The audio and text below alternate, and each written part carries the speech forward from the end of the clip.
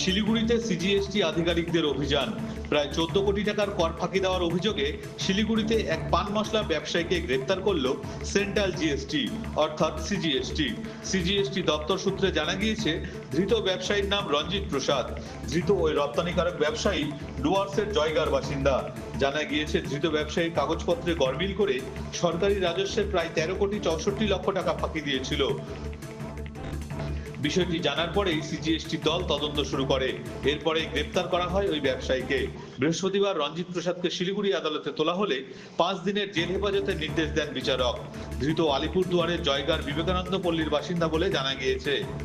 রঞ্জিত প্রসাদের সাথে এই সরকারি রাজস্ব ফাঁকি দেওয়ার চক্রে আর কেউ জড়িত রয়েছে কিনা তাও খতিয়ে দেখছে সিজিএসটি দপ্তর। রঞ্জিত প্রসাদকে অ্যারেস্ট করে শিলিগুড়ি এসিজিএম আদালতে হাজির করেছিল।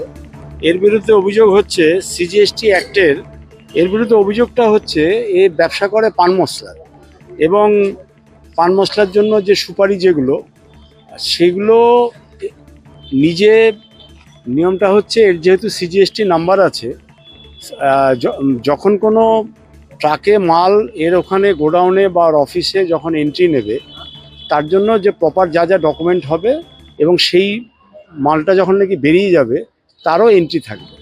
দেখা যাচ্ছে যে কোনো গুডস এর গোডাউনে বা অফিসে না ঢুকে বা দোকানে না ঢুকে খালি পেপার রোলিং হয়েছে, এবং পেপার রোলিং করে সিজিএসটি অ্যাক্টের নিয়ম অনুযায়ী এরা পায় ইনপুট ট্যাক্স ক্রেডিট বলে।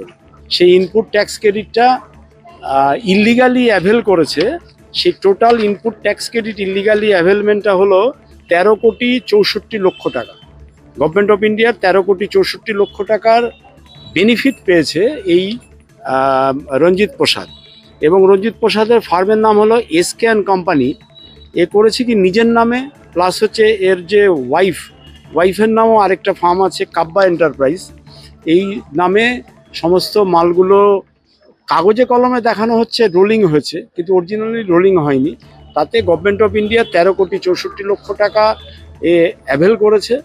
এবং আইনে 132 ধারাতে আছে যে 5 কোটি টাকার উপরে যদি কোনো এই ধরনের ট্যাক্স অ্যাভেলমেন্ট হয়, তাহলে it is a non bailable এবং পানিশেবল অফেন্স, পানিশমেন্টটা আপ টু 5 বছর পর্যন্ত। সেই অনুযায়ী কমিশনারের স্যাংশন নিয়ে আজকে একে অ্যারেস্ট করা হয় এবং শিলিগুড়ি এসিজিএম আদালতে হাজির করা হয়েছিল। আদালত এর জামিনের আবেদন খারিজ করে আগামী 3 তারিখ পর্যন্ত, 3রা ডিসেম্বর পর্যন্ত জেল হাজতের আদেশ দিয়েছে। শিলিগুড়ি থেকে সীমান্তের কথার বিশেষ প্রতিবেদন।